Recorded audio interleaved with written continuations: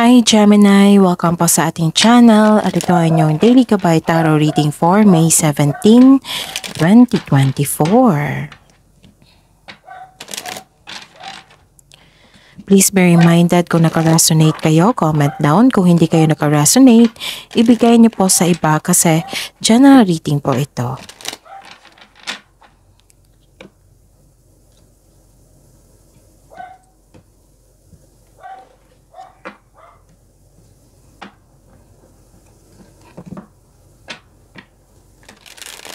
Gamitin ang reading na ito bilang gabay lamang. Please like, subscribe, and click the button for notification para updated po kayo sa daily tarot reading natin. Maraming salamat po.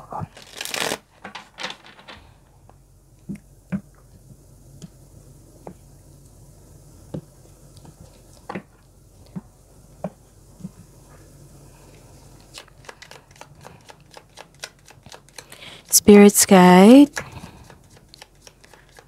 mga ganap po sa araw na ito ngayong May 17, 2024.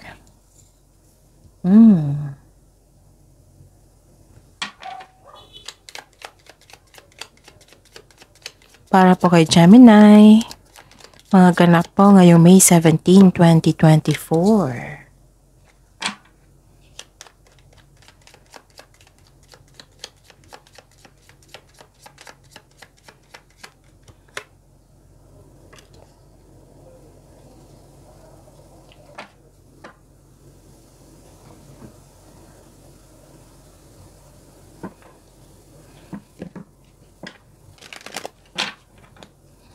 Spirits Guide, mga mensahe po para kay Gemini ngayong May 17, 2024. I need 2 cards po.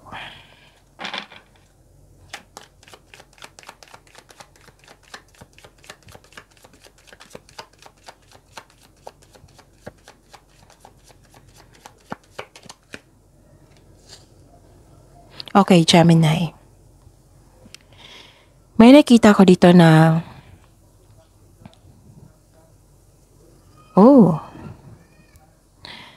may kaibigan kang hindi totoo sa inyo. Nakakalungkot nga kasi may masama siyang intention sa inyo. Nakita ko dito ay itong taong ito ay mapanlin lang. May masama siyang intention. Pwede nakipag-rival siya sa inyo, nakipag-kompetisyon, at may nakita kong pandaraya dito or tuso. Isa po siyang tuso. And alamin nyo kung sa mga single dito, baka nakapasok po kayo sa third party situation na hindi nyo alam. Kasi may nakita ko ditong concern sa third party situation na nagkaroon ng seduction, pagsisinungaling, lies, and yes, may concern talaga sa other person, other woman, other man. May lover. Tapos may nakita kong trouble dito. This is a big distraction po. So kung hanggat maaga, iwasan po ang taong ito. It might be itong kaibigan mo is a third party. Oo. It might be pumasok siya sa third party situation or siya yung third party. Okay? Pero don't worry, may nakita naman ako ditong totoong tao sa inyo na nagbigay sa iyo ng suporta at very loyal siya sa iyo. Alamin nyo, kung hindi nyo pa alam, alamin nyo kung sino ito sa pamamagitan ninyong intuition. So connect to your intuition. Okay? Kasi ito yung magsasabi kung totoo ba itong taong ito sa iyo or hindi. Malalaman mo yan kung may masama siyang intention sa inyo. Kaya mag-ingat po. And some of you, nakita ko dito na gustong kumuha ng pet. Or may pet na po kayo ngayon. May bago din kayong kaibigan. Pwedeng, mag-ingat sa kanya. Pwede pwedeng, kasi natutuwa ka sa kanya Yung energy mo dito, natutuwa ka. So, kailangan nyo mag-connect sa inyong intuition para malaman mo kung sino itong taong ito. And at the end of the day, may nakita ko ditong success.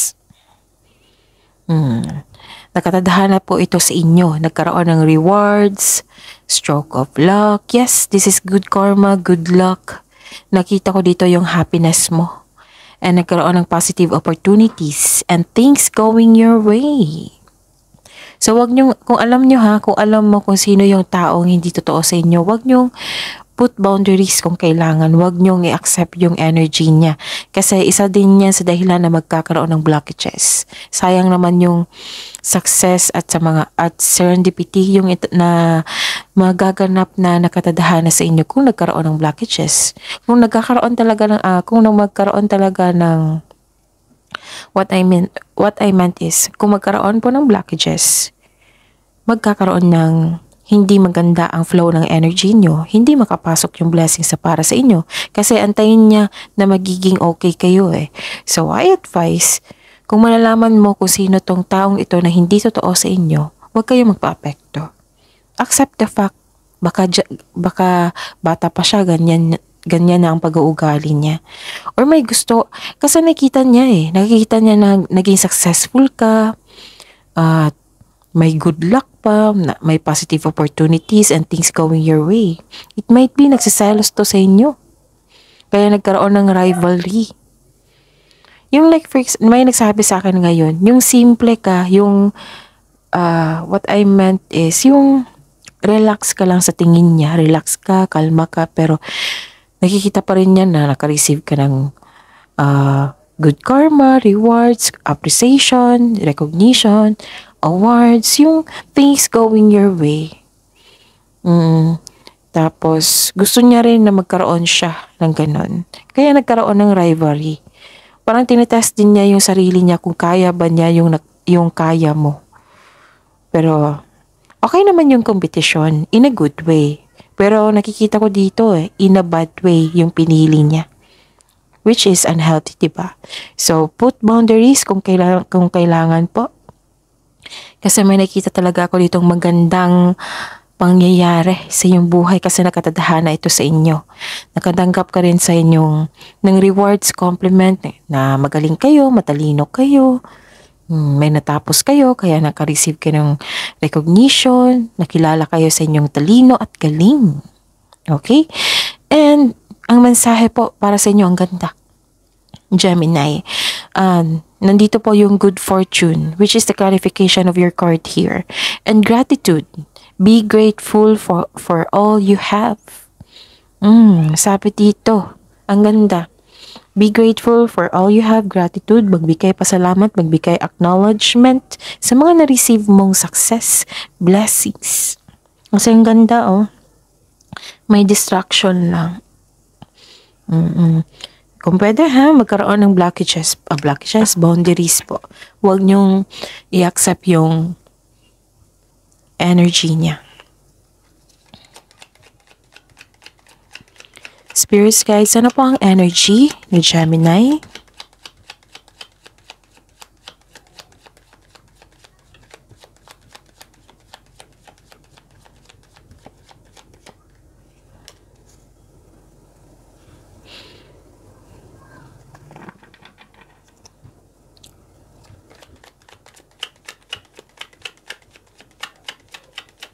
Energy po, the clarification of this card ngayong May 17, 2024.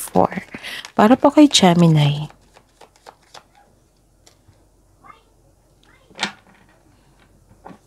Okay. By the way, Gemini, sa mga na-surprise dito, baka nagtaka kayo na nagkaroon kayo ng individual reading. This is a sponsored reading po. So, supportahan niyo po yung sponsored reading ni Gemini.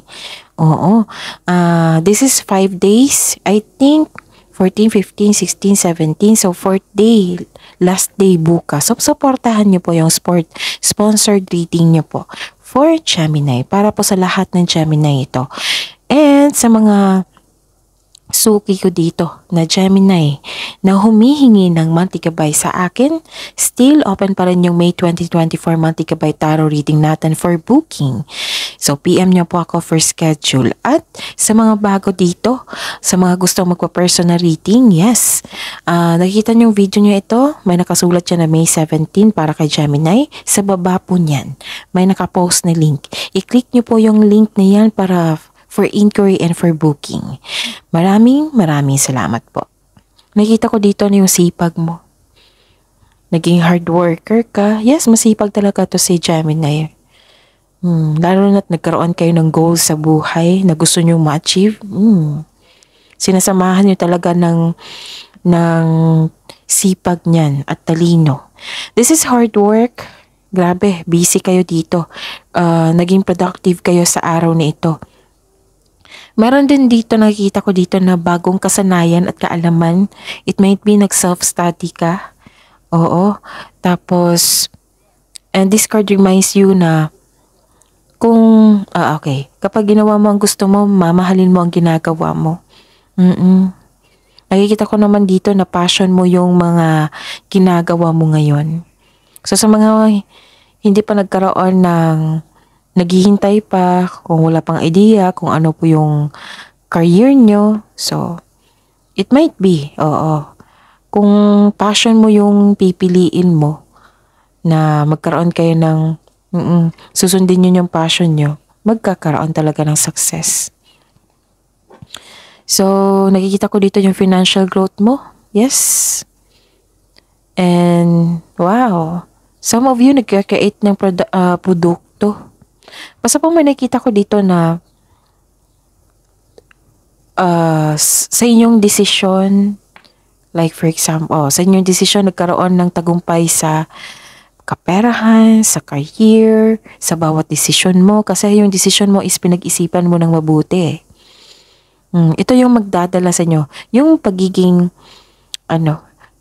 nung naniniguro ka na tama yung desisyon mo, nagkaroon ka ng magandang plano, at bago kayo gumawa ng malaking desisyon, ito yung magdadala sa inyo ng tagumpay. Yung sipag nyo, yung pagiging matalino mo, tapos, stick ka pa rin sa goal mo, yung sipag at syaga. Ito yung magdadala sa inyo na tagumpay sa inyong career and money. So, sabi po ng card dito na keep up the great work. Kung ano daw yung kung nag-study kayo ngayon, kung nag-practice kayo ng bagong skills ngayon, or abilities, ito yung magbibigay sa iyo ng abundance, tagumpay. So, trust that you can do anything. Set an intention so that you can achieve success through diligent work that you enjoy. Marami akong kakilala niyan na Gemini na yung tutok sila sa kanilang trabaho at ma-achieve mo talaga yan kasi si Gemini is masipag sa trabaho at matalino din. Yes. Okay, ano pa? Hindi ka contented dito. Hindi ka kontento. Gusto mo pang mag-level up. Pwede din na you felt emptiness dito. Kasi merong bagay na hindi mo natapos. Na-disappoint po kayo. Pwede din na may celebration po. Pero nagkaroon ng delay kasi may trabaho pa kayo. Busy pa kayo sa trabaho. Gusto mo kasi sa trabaho mo perfect eh. It might be natapos na yung trabaho mo pero marami ka pang idea. Pwede din na may celebration talaga na hindi ka naka-attend kasi busy po kayo sa trabaho. Tapos medyo nagsisi kayo sa isang opportunity na na-miss nyo. So iwasan nyo pong mag-overthink ha kasi isa yan sa dahilan na ma-miss mo ang opportunity. Kung mag-overthink kayo, mag-overanalyze. And may nakita ko dito na may ma-end na cycle pero hindi ka ready sa changes. Tapos siguraduhin nyo po daw na yung paggawa ng konkretong plano para magkaroon kayo ng malaking desisyon. Kasi may nakita ko dito na go lang kayo ng go. Kasi gusto nyo tuloy-tuloy. Pero kailangan dapat pag-isipan ng mabuti, pagpaplano, bago gumawa ng malaking desisyon. Kasi nakikita ko dito may pagsisisi. You're ready to move on pero may blockages. It might be, itong blockages na ito, itong nararamdaman mo na disappointment, pagsisisi, or it might be this person na nagbalat kayo. Okay? Spirit's Guide para po kay Gemini, Career and Money, ngayong May 17, 2024.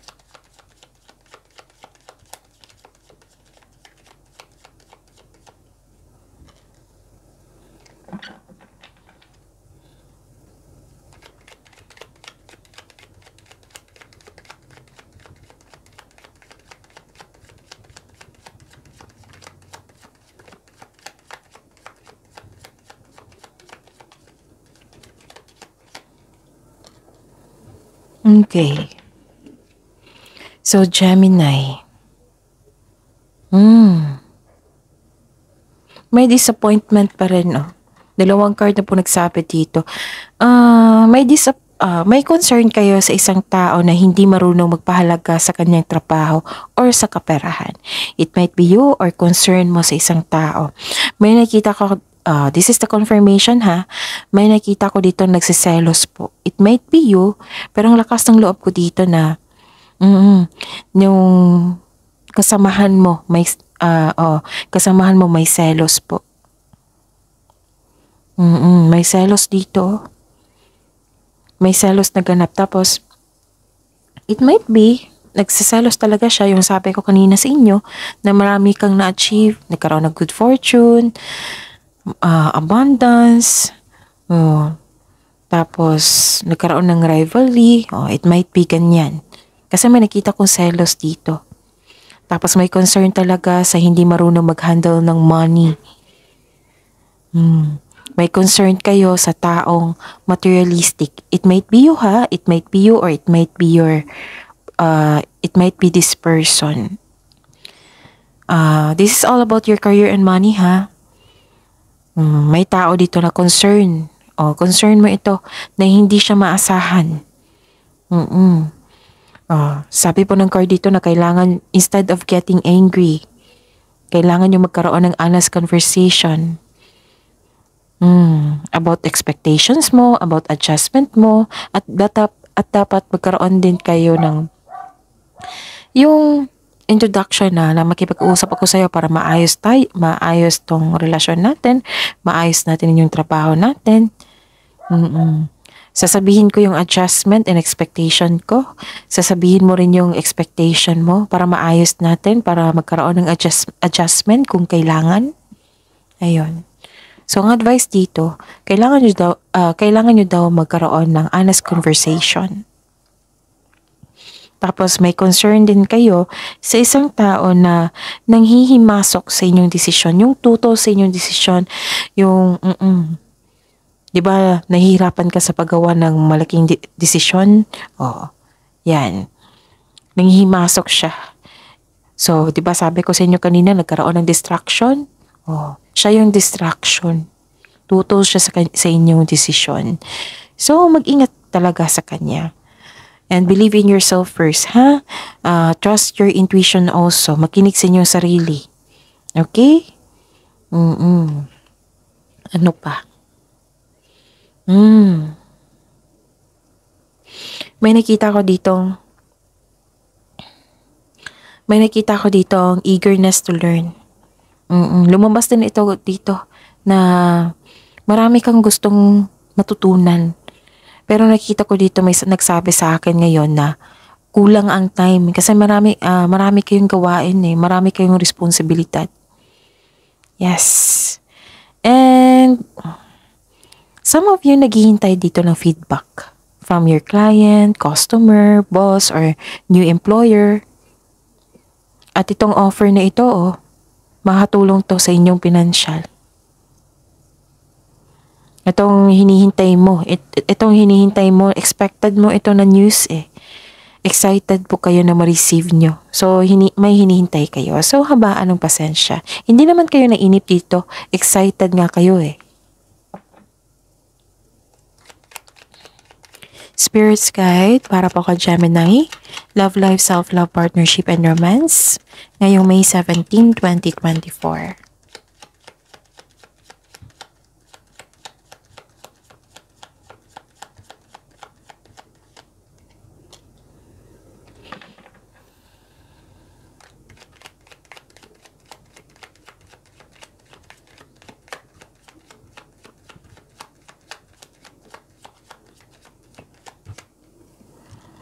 Okay.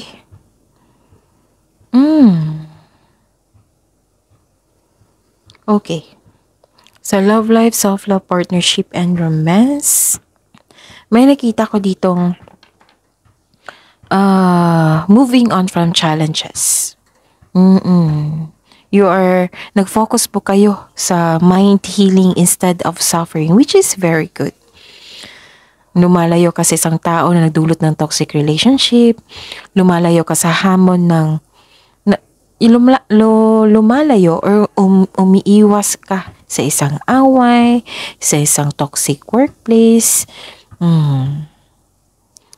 Kasi may nakita ko dito na may takot kang nararamdaman. Ayaw mong makaranas ng hirap ulit. So focus and have faith. I-release mo yung nararamdaman mo. Palitan mo ng positibo na ma-motivate po kayo ulit. And may nakita ko dito na sobra kayo sa trabaho. Nag-overspend kayo. It might be this is the concern kung bakit kayo nagkaroon ng problema. And may temptation ako nakita dito which is the clarification of your card here. This is obsession, sabotahe, pwedeng addiction din. Lumabas na naman yung materialism dito. Para kayong nakatali sa isang bagay or sa isang tao at kayo nahihirapan. Tapos iwasan nyo Gemini na maging pessimistic. Huwag kayong mag-isip ng negativity kasi yan yung ma-attract nyo, yung negativity. Okay? Tapos nagkaroon ng toxic relationship dito or hindi maganda yung connection ngayon. Pwedeng lust over love ito.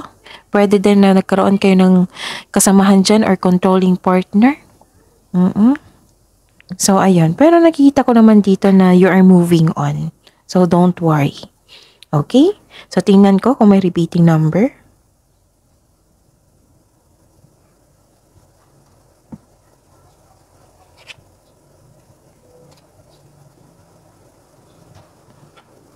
Baka bukas meron po. That is your reading po.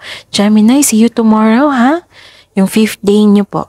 That is your reading. Please like, subscribe, and click bell button for notification para updated po kayo sa daily tarot reading natin. Maraming salamat po.